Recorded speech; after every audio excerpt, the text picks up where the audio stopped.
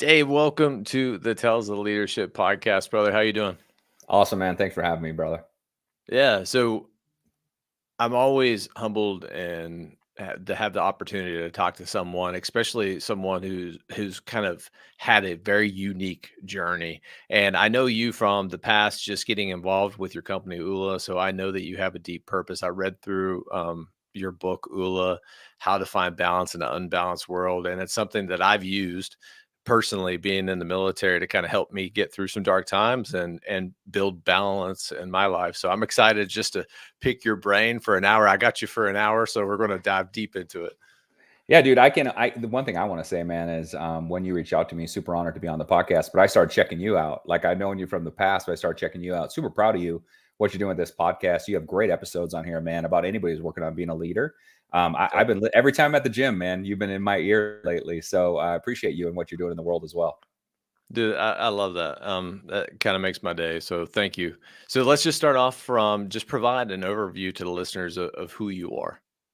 Yeah, I actually started. I mean, if I go way back to where the journey began in 1997, I met a guy named Dr. Troy Omdahl. He's a co-author of the book, and he's one who first really started teaching me about living my life differently and living my life by balancing my life in 7 key areas. And when I Yeah. did that in my late 20s, early 30s, I found a lot of success. Dr. Troy moved overseas to the Middle East. I had lost connection with him. I drifted from these principles about balancing my life in 7 key areas. 2007, 2008, I found myself living in a motel on the bad side of town, going through a bankruptcy, divorce, losing everything, my business, everything. And prior to this, being very successful in all areas of my life. And I reached out to Dr. Troy. He was 42 and retired at the time, and married to his high school sweetheart, running Ironman, like living his life. And I'm living in a motel on the bad side of town. And he said, you have to get back to these principles of Oola. And I said, if I get back to these principles and they work, like this is like a prayer for me. I'm like, man, Yeah. if this works for me, God, we're going to share this with the world. And 2012, Life is Better. Wrote the first book with Dr. Troy, thinking it would sell about 50 copies, and it just took off. And got a publishing deal a couple years after we self-published. We sold 100,000 books, I think, just self-published, and then it went to a publisher. Wow. 3 books later, a million people following Oola, and now we drive a 1970s weed bus, Vita bus across the country, and that's With what we like, do for a job. It's crazy, man. and you have like probably seven. How many layers of stickers do you have on What that do you bus now? guess? What do you guess? I would say seven, just because I know that seven's like that number within Oola. So that's my guess. Yeah, it's just to kind of for the listeners to understand this Ula is about balancing your life in 7 key areas: Yeah. fitness, finance, family, field, faith, friends, and fun. We have this event called Oola Palooza where people declare their goals in these 7 areas, but then they pick one area, like, man, my family life needs work, or my fitness, or whatever it is, and they write it on a sticker and declare it. Well, Troy had this idea of grabbing a 1970s VW bus and driving it literally across the country to every book signing, TV, radio, whatever. And we're going to let people write on a sticker what they're going to change in life: lose 100 pounds, get out of this toxic marriage, or heal my marriage, whatever. Put on the side of that bus.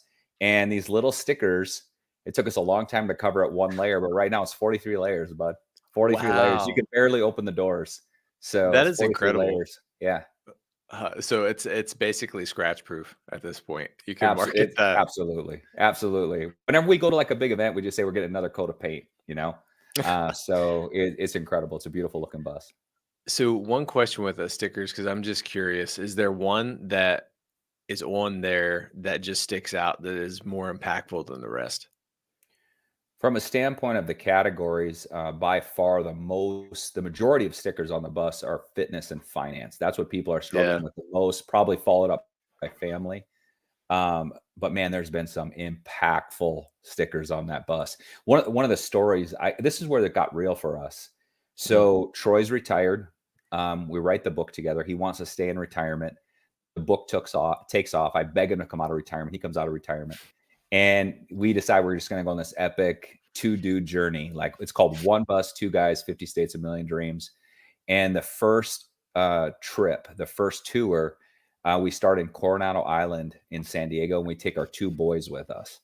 Wow. And we're just driving up the PCH. We're going to go from Coronado Island to San Francisco. Yeah. It was the first tour. And we started collecting dreams at like donut shops and coffee shops and parks, and wherever we were, we collected dreams. People come up to the bus all the time, like, what is this? And we're like, hey, we're collecting dreams. You're designed for greatness. You're designed by Yeah. God for this amazing thing in life. Like, what is holding you back? and people will say like, whatever it is. And we were driving up the PCH and the ocean was out the left-hand side of the bus.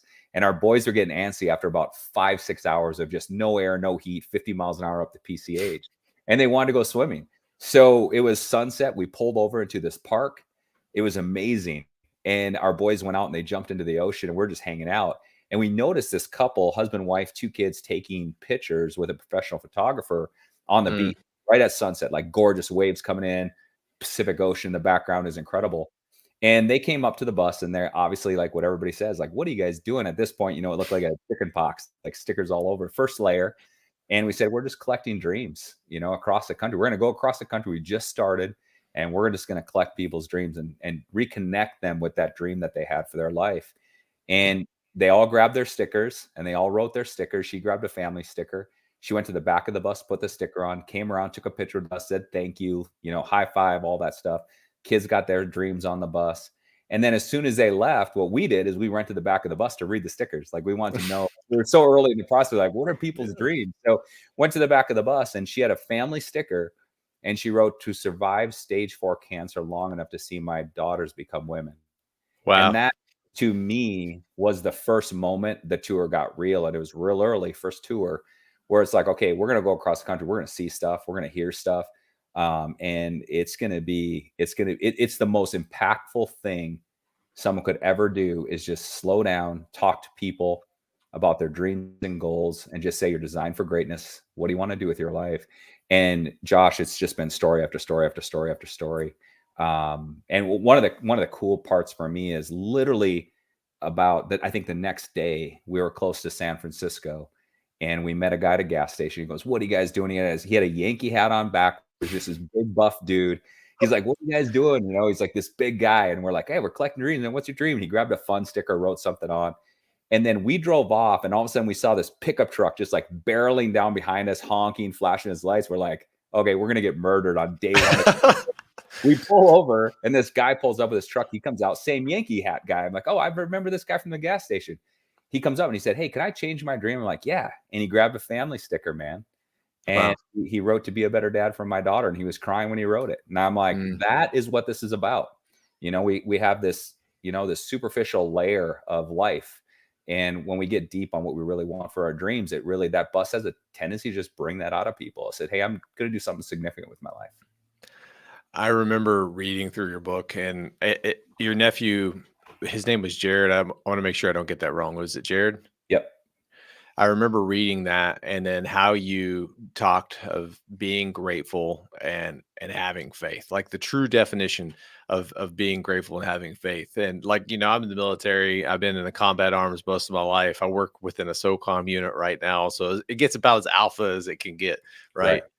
When I was in company command, I lost 2 soldiers. Both were to like preventable situations in my eyes, something that I could have prevented.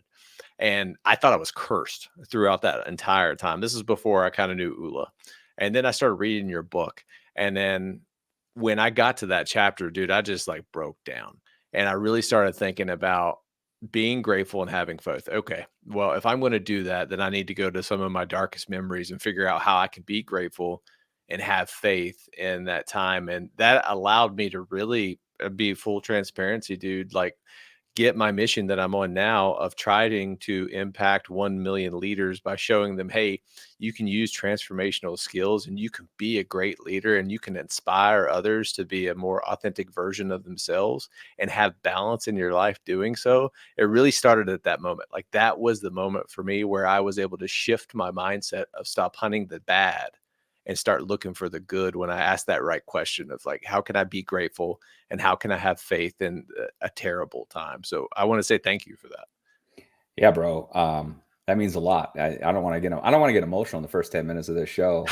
But also like just looking at you and behind you, seeing the axe and the warrior helmets and all that. Like that was Jared. That was my nephew Jared. He was 16. And I know Yeah. he was a young boy, but he was a warrior. I mean, he was 6 foot, shredded football player. He was going to go play college ball. Mm. He was a stud. I mean, he was a man. He grew up on a farm, hunted elk. I mean, like, we grew up on a farm, and he was just a stud, dude. And at 16 years old, gets diagnosed with bone cancer.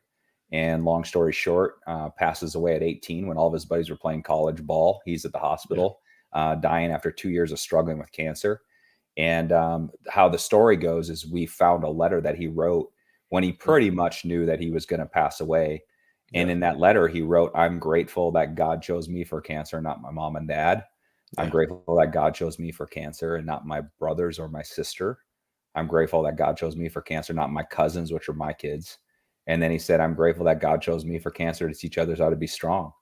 And I'm like, man, if an 18-year-old kid can literally be going through, I mean, at 18, if I had to miss a football game, I'd have been devastated, or a wrestling match or something, I'd No, have been yeah. devastated. He missed 2 years of school pretty much, and he knew he was losing his life. And he said, "I'm grateful, man, because I got to teach people how to be strong while my time on this planet."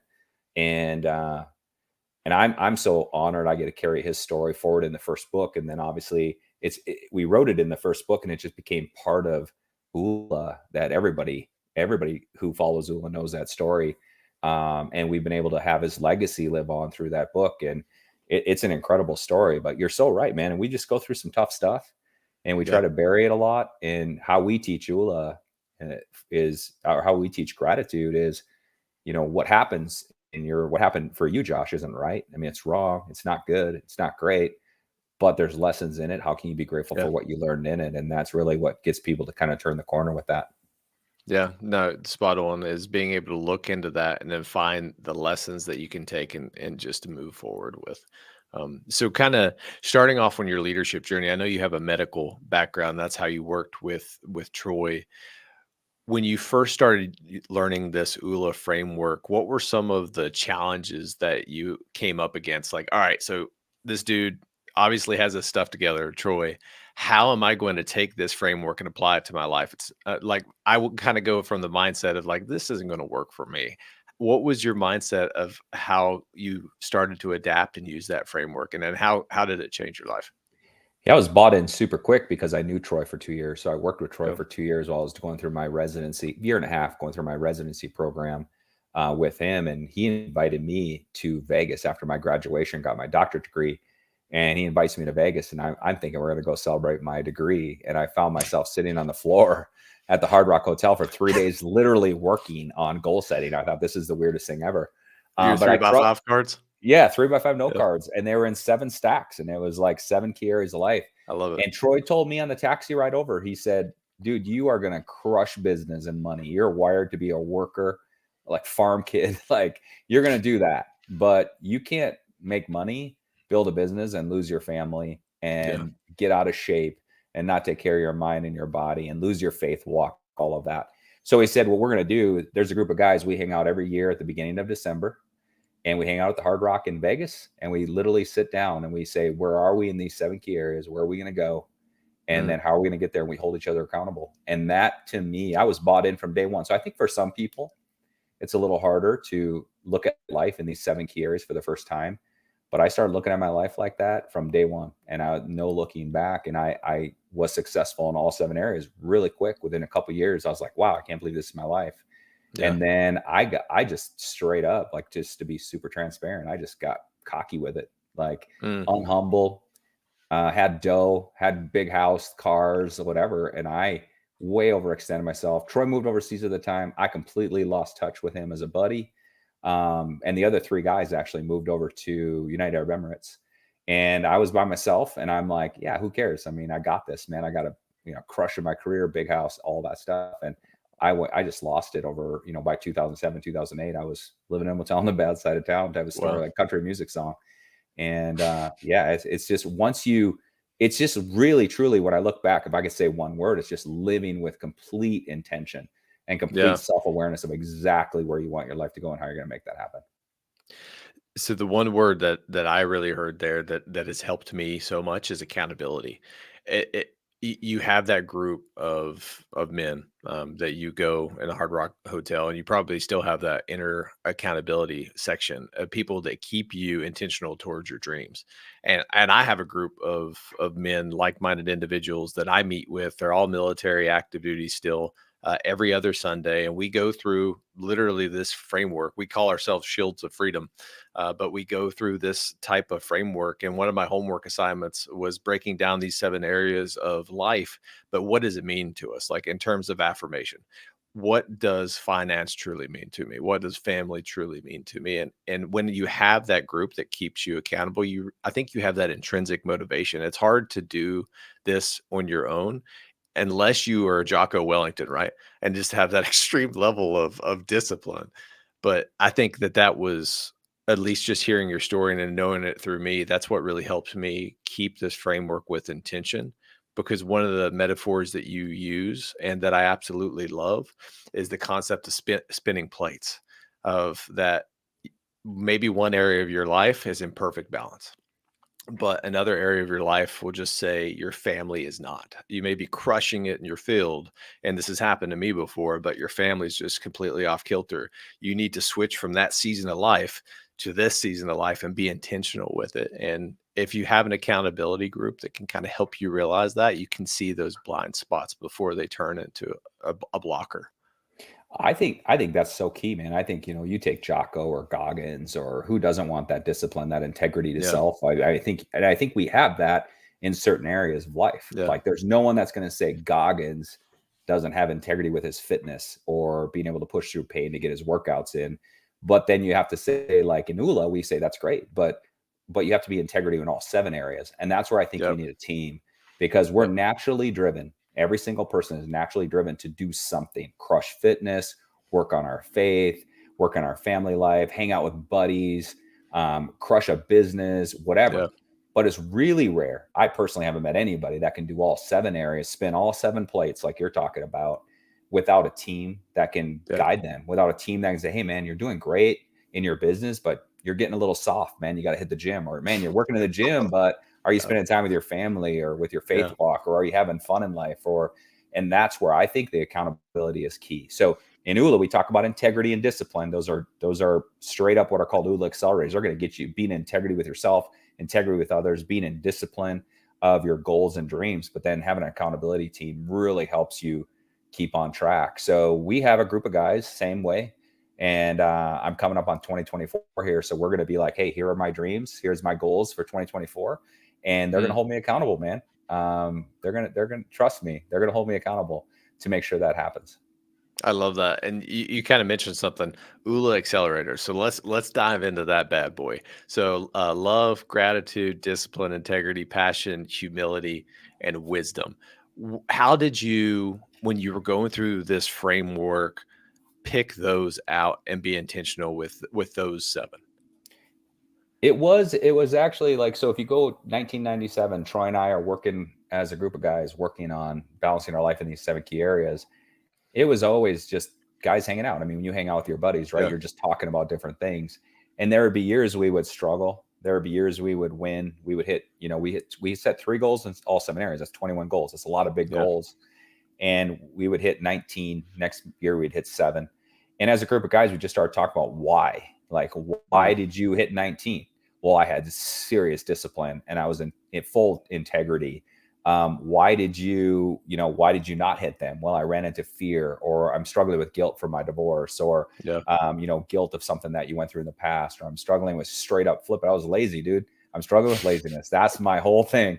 And that's a blocker. So it was just stuff Yep. we had talked about forever. And then when we sat down to write the book in 2012, we just really laid it out. Like, what are the 7 most common blockers we've all talked about?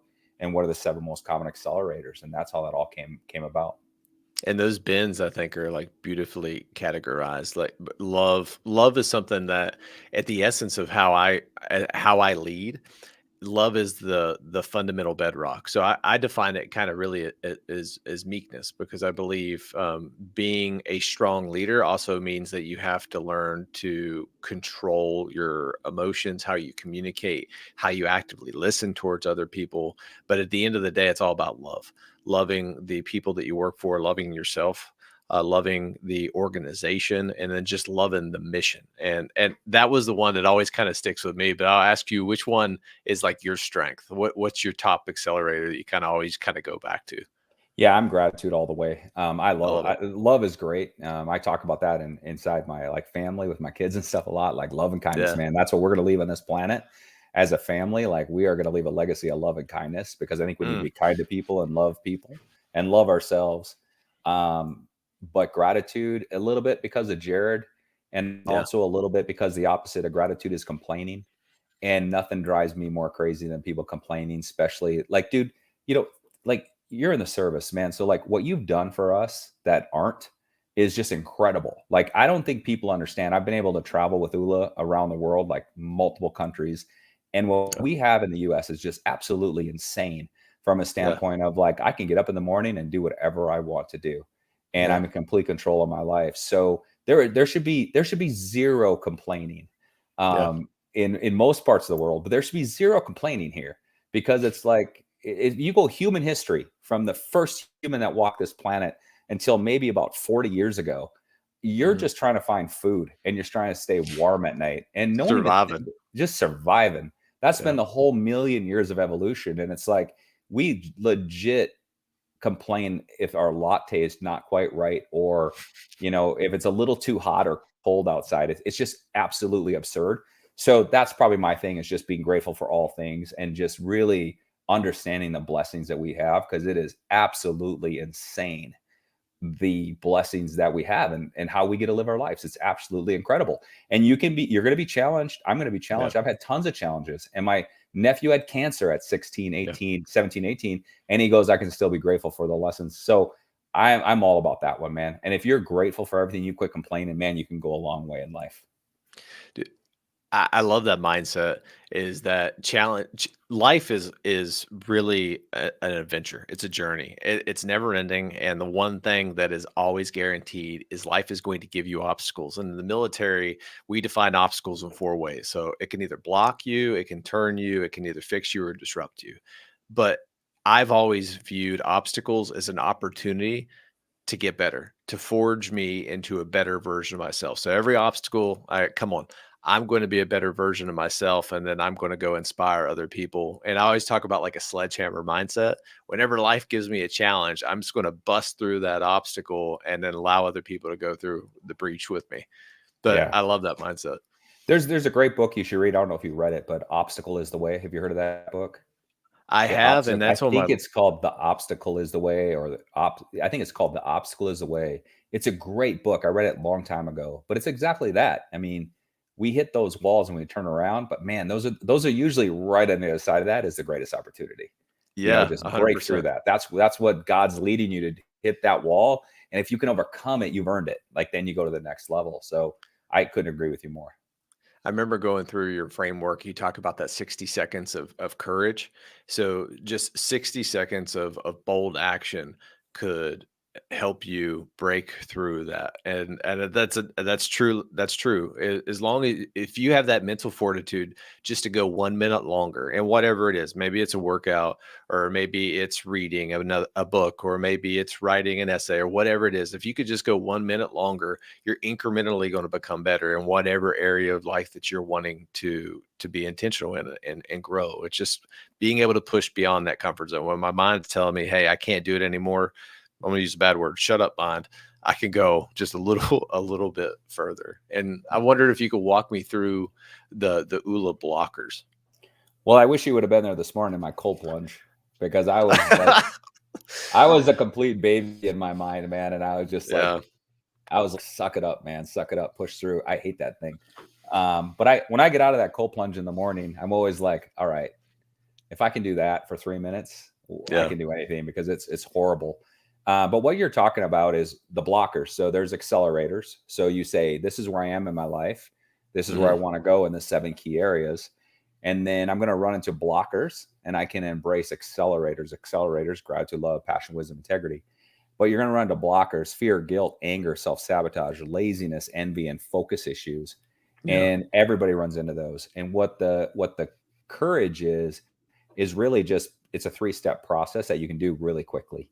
It's mm, acknowledging that I'm running into fear, or I'm running into laziness, or I'm running into self sabotage or focus issues. It's setting it's called ready, set, go. And it's setting it in its place of just saying, okay, if I give into this fear, what does my life look like on the other end of this? But if Mm, I break through this fear and I jump on live, or I jump on this podcast, or I jump on stage, or I ask that girl out, or whatever it is, if I break through that, what does my life potentially look like on the other side? And then it's just yeah. having that crazy level of courage to do that. And it's a great tool, just ready, set, go. So anytime you run into like anything that's holding you back from your goals or dreams, you're like, ready, set, go. Ready, just call it out, set it in its place, set this blocker in its place, look at it and say, what does it look like if I break through? What does it look like if I give in? And then Mm. just go make it happen. And it helps so much just to take that action. I have to ask that cold plunges that you do, what what do you jump into? Is it just like a bucket that you got full of ice, or do you got like one of those fancy ones that you can set? No, I actually last year I got a just a straight up tub, like a cow tank, right? Yeah. Metal cow tank, metal and ice in the winter is not great. I live in Boise, Idaho. I live in the foothills. Yeah. It's beautiful up here. And right around December, I take it out and I cold plunge until about March, April. And last year I said, okay, if I do this every day that I can while it's cold outside for 2 years, I'm going to buy the fancy tub. But I didn't want to Mm, buy a fancy tub and then never use it. So I got yeah. like a little, I don't know, $300 tub, and it's a metal calf tank really. And I committed last year to 90 days. And I never missed a day that I wasn't home. And I just started 2 days ago, and I hate every minute of it. But I do get used to it after a while. And I think there's a couple things. Obviously, there's tons of physical benefit, right? The Yeah. anti-inflammatory effects, all that stuff. It's great. But to me, it's a mindset thing. It's an endorphin release for sure. But it's Yeah. also, if I can force myself, break ice, literally go out and break ice with a hammer, force myself to sit in that thing down to my chin, and then force myself to stay in it for 3 minutes. When I get Yeah. out, I'm like, there's nothing that I can't get through today. It's, Ah, it's just like, let's do this.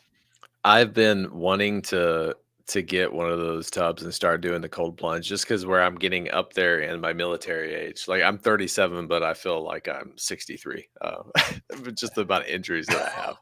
But I keep going like, nah, we're gonna wait. I'm gonna get that tub. So I'm gonna take this as a sign that for Christmas, I'm gonna make sure that I buy myself a tub and I'm gonna actually start doing that. Yeah. Where do you live again? So I live around the DC area. Fort Does it Belvoir get is where cold? we're It gets stationed cold right enough now. there. It gets cold enough there, right? It was 27 degrees this Oh yeah, morning, you're so great. You're gonna love it, yeah. man. Don't wait for Uh, Christmas. Get it now and then send me a picture. I want to see you in that tub.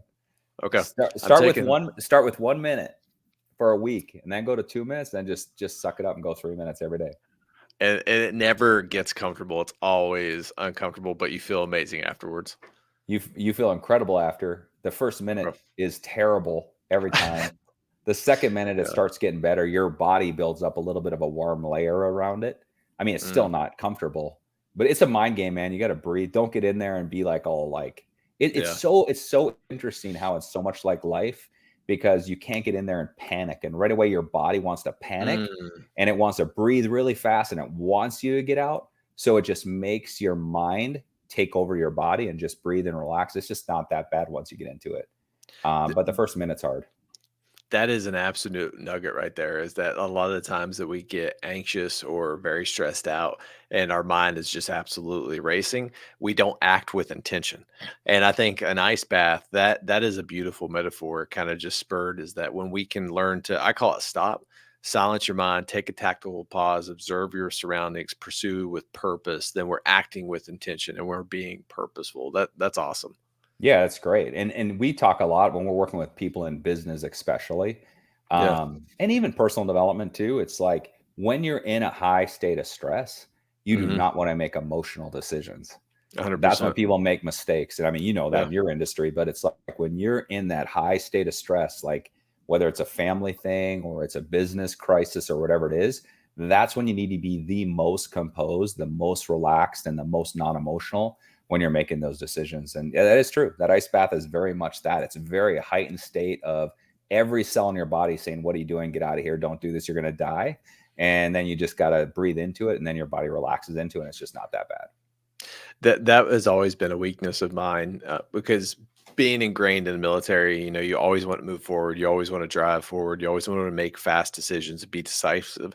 And when I was a young officer compared to where I am now, that was the one thing that I still have to this day remember that, hey, let's take a tactical pause, Josh, and let the environment kind of mature. And then when we get to that point, then we can go and we can be decisive. But that is like one of the hardest things for me. That's my giant. I guess if I Yep. had to talk about one of the Oola blockers, like my giant right there is just acting without thinking. And then and then I'm like, okay, well, that was probably a poor decision. I should have waited. I think that's tough because in your world, I think sometimes you do have to act so quickly, right? It's Yeah. like literally life and death situations where you have to act. That's a tough one for you in that world, and then you bring that world home to where you do have plenty of time to take some breaths and think through it. But in a Yeah. military setting, I would assume I've never been, but I would assume you just make extremely rapid decisions constantly in the fight of it. You know? I think one scenario that I always kind of go back to is during Ramadan, and Panjway, RC South, Afghanistan.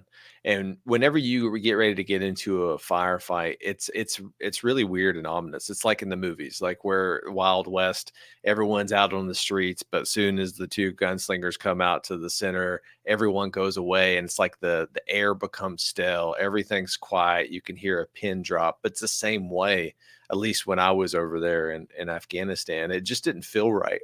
And we took a tactical pause, and instead of like going out and doing a patrol, what we ended up doing is just a recon by fire. And this was the moment in time that I understood, like, okay, let's act with intention and not just do something rash. We did a recon by fire, which was just a way to kind of elicit a response from an enemy. You do a burst in a direction that is safe from civilians, seeing what type of response you're going to get back from the environment.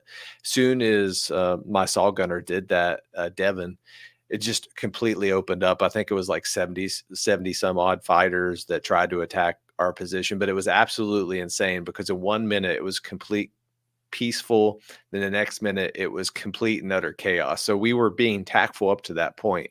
But when that point happened, then we were decisive and we all knew how to act because we had our cleared roles and we had our clear responsibilities. But that would be like the one story that I would always talk about: setting tactical patience, allowing the environment to set up for you, and then you attack with purpose. Yeah, it's such a beautiful story, and just for me as a civilian, that sounds so crazy. Like, you know what I mean by that? Like, no Yeah. one outside of the military, like, I can't even grasp that. Like, no one Like, goes bro, to what? work. No one goes to work and goes, Yeah. "Okay, let's see if we get fired upon if we fire the." It's wild to listen to those stories, and my military buddies that I hang out with, it just there you cannot grasp it unless you've been in it. Like, I have no idea, what that would be like. So, just kudos to you from a standpoint of leadership. Like, you're leading in the highest stress possible. Like, there's Yeah. nothing outside of that that could be more stressful. There's just nothing, it's incredible. Yeah, that's one of the beauties about the military too, is that being in those types of stressful environments now, like I have a motto in my life, or like an affirmation, is every day is a gift. I'm not going to waste mine because I remember what a bad day is. So now, being an acquisition officer in the military, whenever we run into a situation that seems like, hey, this is just a bad day, I always go back to like those moments in time, and like, hey, today's a gift. We're going to figure out how to get through this, and just continue to move forward, because I have been put in extremely rough situations. And I know that I can use humility, I can use those accelerators to get me through that. And it's still going to be light on the other side of the tunnel. How have you taken those, like, moments over there and brought them home for the better? And is it hard for you? No, so I've never I've been blessed from the opportunity of, and I thought, and I reflected a lot on my deployment. When I took over my platoon, they deployed with 44 personnel. When I took over, they were down to 28. and I was sitting in a talk most of the time, just seeing the devastation that was happening.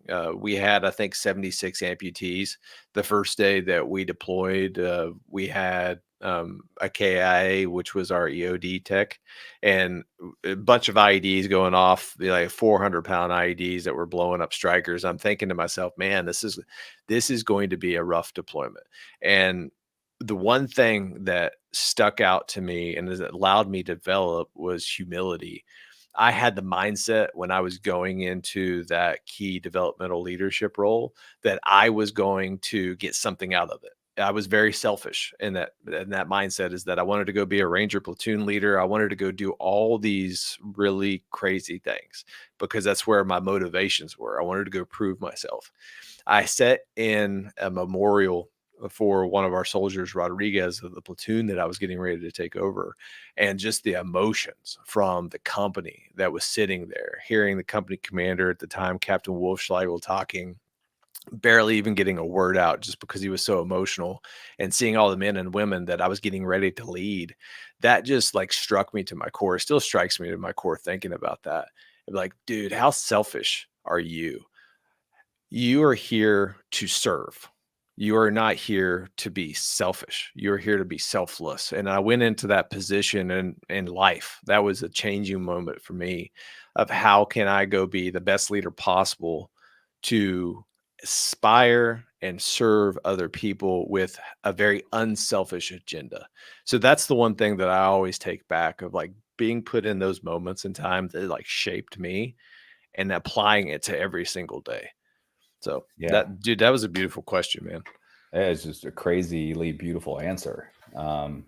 Because that's a prime example of taking something that's just so hard Yeah. and trying to make the best out of that situation. And it's really interesting to think about it, because if you've never been in it, I don't think you can grasp it, like I said. But it's just, Yeah. yeah, man, it's a crazy thing to just put your life on the line like that, man. So appreciate you. Yeah. No, it's an honor and a privilege. I love serving my country, and it's the least that I can do for all the great things that I've been able to achieve and then what my family's been able to achieve. Yeah. So kind of moving back into Oola, right? So you figure out this framework, you learn this framework, then your mentor, the Oola, God, what is the he Oola he goes by Ula Guru, but he doesn't like it. Guru? Okay. Yeah, the Ula Guru leaves, and then you learn it again. And then I knew that you were making that promise to him, like, hey, if this changes my life again, we have to take it out to the world. You start going on this world tour of the bus. When did Ula really take off in terms of the mission that you're on right now? 1B7, trying to affect 1 billion lives. How did that process work for you? I mean, it'd be cool. It'd be a great story if we had like this 10-year plan and we followed it perfectly. It hasn't been like that at all. It really, the first book we wrote as buddies. We wrote it in 3 days, um, That's which is incredible and which is stressful to me. which is just insane. Makes no sense. We're Yeah. at Troy's cabin. I'm gonna take a pause. I'm gonna go back on this because I think this is very important for this podcast.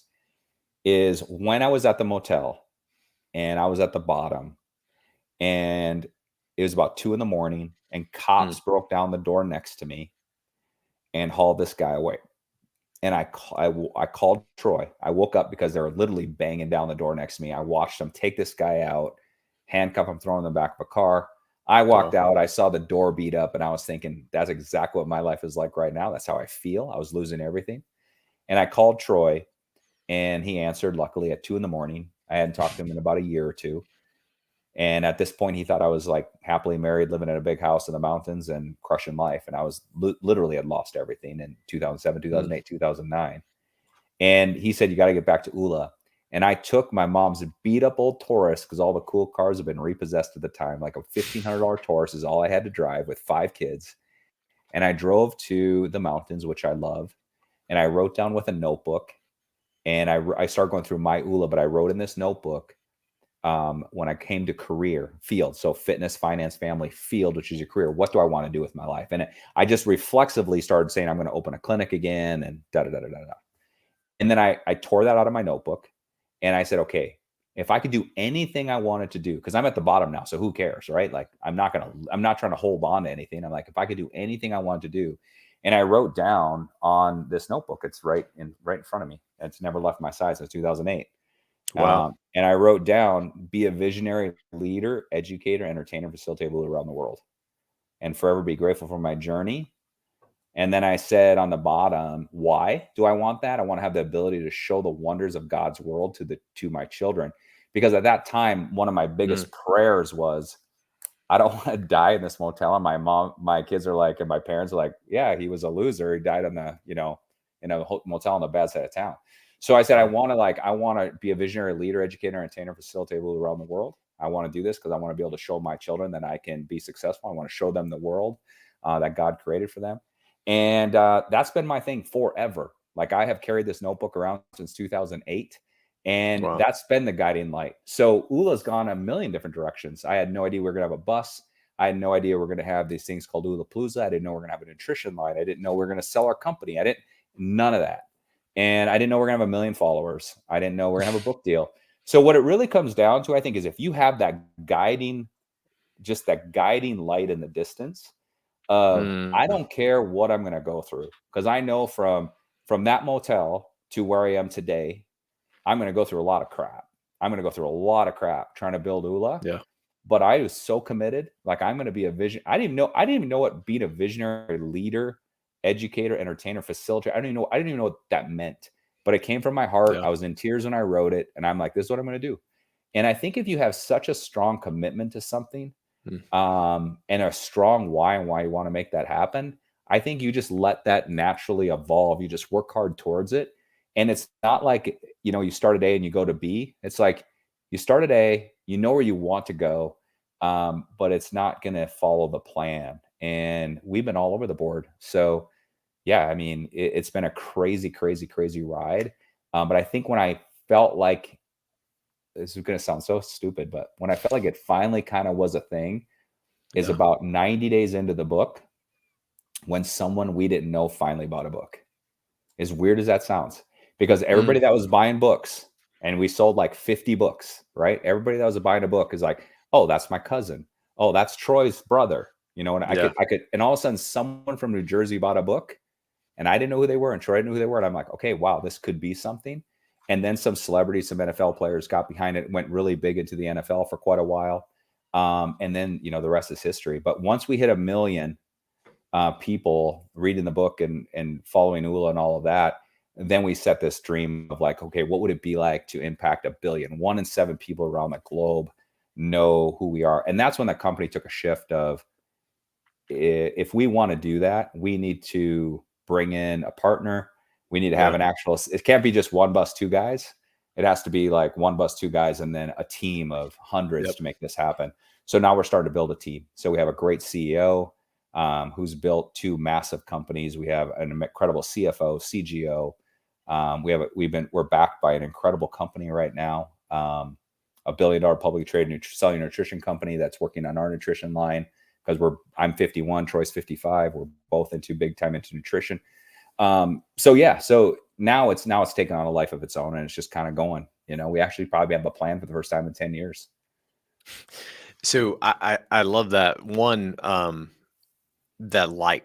There's always light at the end, and the one of the quotes that I always go back to in scripture, and I think every single time. And by the way, kudos to you for not shying away from your faith, and that's something that I kind of boldly declare too. But Matthew chapter 5, 14 through 16, like that is my favorite quote from all of scripture. And you are the light of the world. A town built on a hill cannot be hidden, neither do the light a lamp and put it under a bowl. Instead, they put it on the stand, and it gives light to everyone in the house. In the same way, let your light shine before others, that they may go see your good deeds and glorify your Father in heaven. That's Ula to me. Yeah, You're taking your light and you're bringing it into this world, and I define that as leadership. I'm taking my light and I'm going to bring it into any organization that I go into, for the sole reason is that I want to inspire other people to be a better human, be a better version of yourself, and then have that multiplying effect of, if I can make a positive interaction in your day, you can go be a positive leader or have a positive impact on someone else. And it's just a magnifying effect. And I also love the concept too of, like, you had that self-awareness. If I want to positively affect 1 billion lives, I can't do this alone with Troy. I have to bring on a team. And I call, like, with me, I understand as I progress in the Army, I have more authority and responsibility. But more authority and a responsibility means that I have a deeper level of accountability. And I go through this concept of tactical, operational, strategic levels of leadership. Tactical, it's on me to do the work. Operational, I'm managing people. You are now at that strategic level of where you are focused solely on the mission and the vision of where you want Oola to go. And you have your team focused on the operational, and you have your team focused on the tactical. And that's hard to do, man. Like, I had a boss tell me one time, mission command, right? Is that you have to give authority away to the point of where you feel uncomfortable. And I can't, that is like my nightmare. It's so hard for me to do. How do you do that when you Dude, have such a big company? this is the best conversation ever for me right now, and I'll tell you why. Because this is what I'm battling with. Like, if you talked about your giant, right? Like, this is my Yeah. giant right here. So I grew up on a farm in North Dakota, working my tail off, 50 below winters, all that stuff, right? So I'm not Mm, afraid of work. On my 50th birthday, a year and a half ago, we were acquired by this $1.2 billion publicly traded company. wow. And part of that acquisition was so that we could build a team with a CEO and a CFO and everything, the whole deal, like what I talked Yeah. about. The acquisition partner, like, unbelievable, wrap my hugs around. They're the best people ever. I've known them now for over 2 years, but 18 months they've acquired Oola. Yeah. Unbelievable. Like, just unbelievable. The team we have, our executive team, all the people that work for Oola now, where it was just Troy and I and like another guy helping us out to get to a million. Now it's like, now we got a team, right? On my 50th birthday, about a day later, I got my first paycheck of my entire life. Because prior to Wow. that, I was just an entrepreneur. I would own my own business. I've never had W-2 income and a 401k and health insurance. I've never had that. And Yeah. it freaked me out because it's like, where most people find security in that, I felt so insecure in that I Mm, had to, like, I had a paycheck, basically, as weird as that sounds. And we still run the company, Troy and I, completely, but with this team. And the other thing is, I want to say this in a nice way, because I would say, if you talk to any of my past employees of my clinics or whatever, I yeah. always I always got along with them. I've never raised my voice in my life, not even to my kids. I'm very calm. So, but it was still like a benevolent dictatorship. Like, I ran the show and everybody listened, no one questioned, right? So Yeah. exactly what you're saying is what I'm working on right now. Is now we have a team of people that are smarter than me in their areas, and Mm, I need to say, this is my vision. This is what I want for Oola. This is where I want it to go. But then I yeah. have to step aside and let them run with it. And they're 100% more capable than me, but it's really hard for me because I've been hands on everything since birth. And it's a weird concept for me, but Oola's growing way faster than Troy and I could grow Oola right now, Yeah. because we have this great team. So that is something I am constantly trying to be very self-aware of, that it's like, Richard Branson said this. He said, if you want to build $1 billion company, hire the right people and get the hell out of the way. And it's Mm. so true. Just hire the right people and get out of the way, because we get in the weeds too much with them. So that's a really great thing you brought up, because that's exactly what I'm working on in my own life right now, in my own career. Yeah, that is one of the hardest things to do, when you get to that level of to separate yourself from all the work that you've done, because it's yours. You did it. This was your mastermind. This was your brainchild. Mhm. But that's where it kind of goes back to, like, you have to focus on the hiring and the culture of the organization. So they're continuing to share that same level of enthusiasm and motivation that you have, and that their why is in the right place. Because I love how you said this before. If you have a big enough why, it just demands a response. And I remember going through, talking about journaling intentionally of, why do I want to be a better leader? And then I had that moment of clarity. I, sitting down in my thinking chair, I just started crying, because I realized that, hey, this is what God has gifted me with, and this is my purpose on this planet, and this is how I can make a change. And that was my moment of clarity. But you'll work through it, dude. I have no doubt that Oola will continue to Um, go and meet that 7 year mark of 1 billion lives. And when is that? When is yeah, that 7 year mark? so we're 2 years in. So we have 5 years to Oh, go. And what we've done is that's we've employed ambassadors, people that can actually be part of ULA, make a career yeah, around it, and then coaches. So we have coaches in all 50 states, 23 countries teaching ULA and coaching ULA and taking it to people. That's been huge. But the ambassador thing is what's really growing so much right now. And what I realized too, going back to that, because I think it's such a great conversation, is yeah. what I really started to realize over the last year is that anytime inside I wanted to, like, it's my job to paint the picture of where we want it to go. Troy and I work together to say this is where we want it to go, and we have Yeah. these incredible people that do that. It's all ego that would get in the way of me stopping that. Mm, So it's really just being self-aware and going like, okay, they're way better at this than me. I mean, Travis, our CEO, has literally built two $1 million, billion-dollar companies. I that's built crazy. $5 million companies. Like he needs to lead this, right? And he's unbelievable. First of all, he's an incredible human. He's incredible at what he does. He's super smart, super well, listens, and he's a great leader. And it's awesome. And it's just making sure I'm always like telling my vision, working hard, being the hardest Yeah. worker in this company, but also on the back end of that, making sure that we let the right people lead where they need to lead. So I'm getting better, but it was a hard shift for sure. So there's this the concept in the military that I love, and it's called dead space. So when you're doing a military operation, there's terrain that you cannot see or affect with indirect fires or whatever, just because it's so either thickly vegetated or it's unpassable. And it's the same is true in life. I think we all have dead space, and the only way to overcome that dead space is to surround ourselves with people who have strengths that overpower our weaknesses. And then that blind spot that we naturally have is now no longer invisible, it is visible. And Mhm. you're spot on, man. Like that, I love it. Like the whole self-awareness and hearing it from someone who is so successful, because this is just a common theme that I've struggled with at a lower end in the military, and I know that every leader struggles with. It's just having that type of self-awareness and the ego of letting go of your ego and going back to the accelerator of humility Mhm. and then gratitude and just embracing yourself in that. Yeah, I think if you want to look purely, we're actually going through, starting tonight, like in 2 hours, we start going through what's called the Confident Leader Wow. training with our coaches. It's a 1 year training program called the Confident Leader, Becoming the Leader You're Born to Be. And the Mm, whole training, the whole 1 year training is built around embracing the accelerators in leadership, embracing love, loving yourself, loving others, loving your mission, love what you do, embracing gratitude as a leader, not being the one who's complaining, but actually yeah. the one who is like not complaining, showing gratitude, showing kindness, moving forward with your team and yourself. And it goes all the way through, like wisdom, gaining wisdom from yourself, from your experiences, from mentors, trying things. As a leader, you should try things and then see what's Yeah. working, what's not. And then also working through those blockers. So we're going to do a half a year on blockers as a leader to be a more confident leader, and then half a year on embracing the accelerators. But it's so true. It's like, we have everything we need inside of us. We just have to Yeah. develop it and get out of our own way so many times.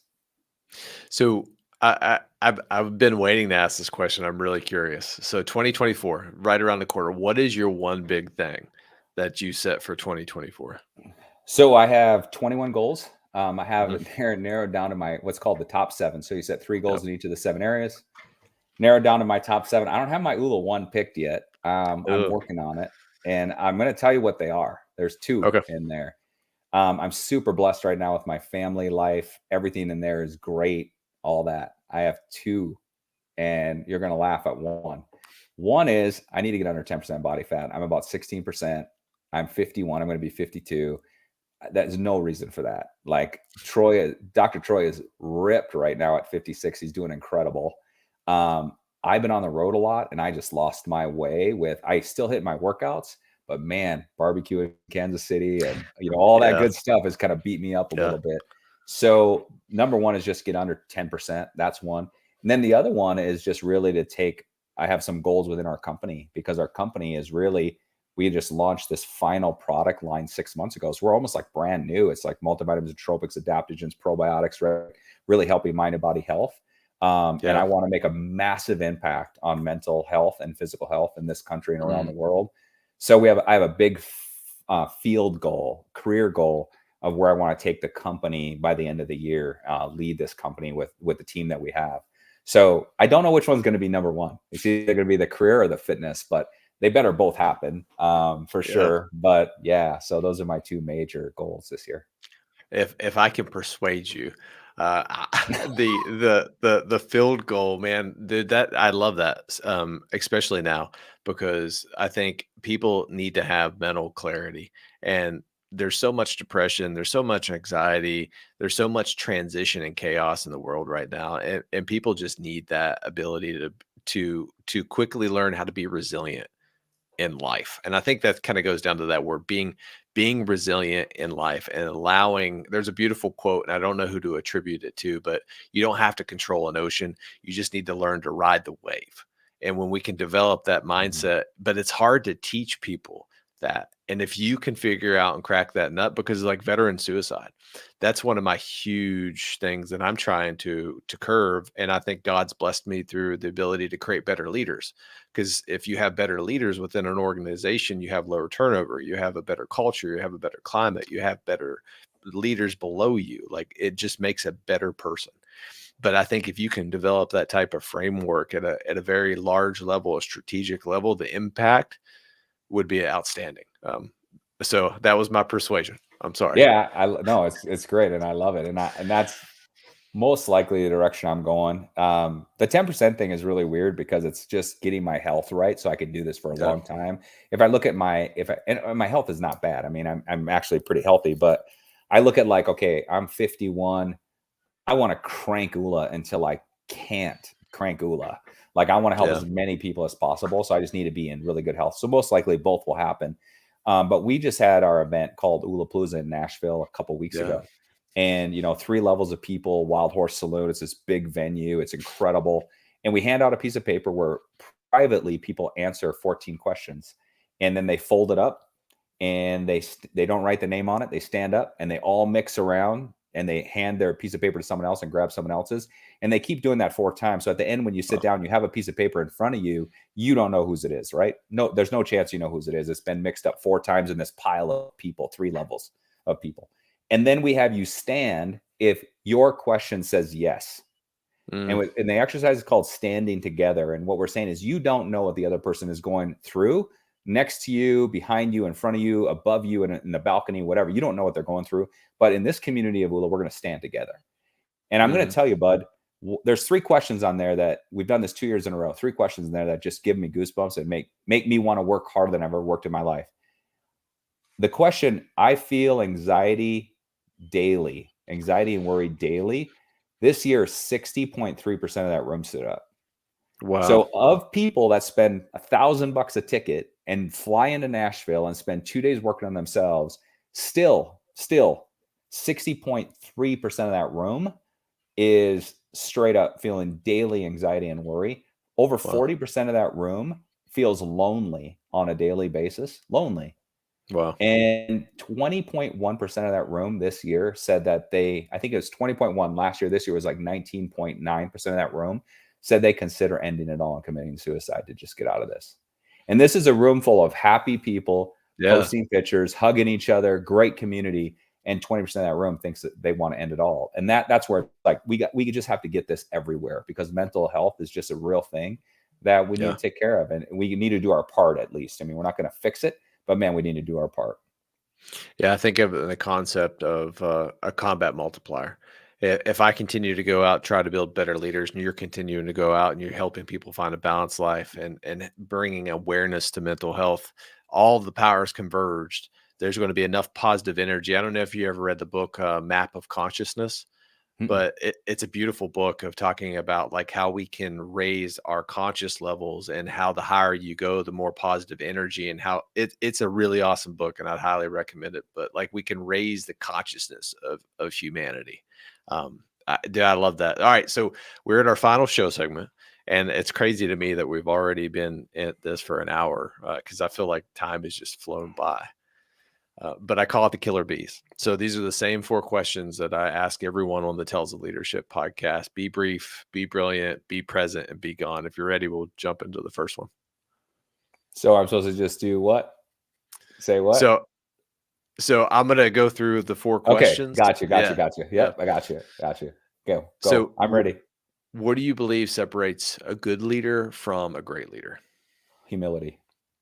Straight Mm, up humility, just being humble, being out of ego, being very self-aware, and being humble and making it about the mission, not about themselves. I love it. What is one resource that you could recommend to our listeners so they could be a better leader today? Man, now you said be brief and be quick. I love Oola. I love the framework of Oola. But even just this podcast and just keep putting good things in your ears, man. Just keep listening to good things over and over.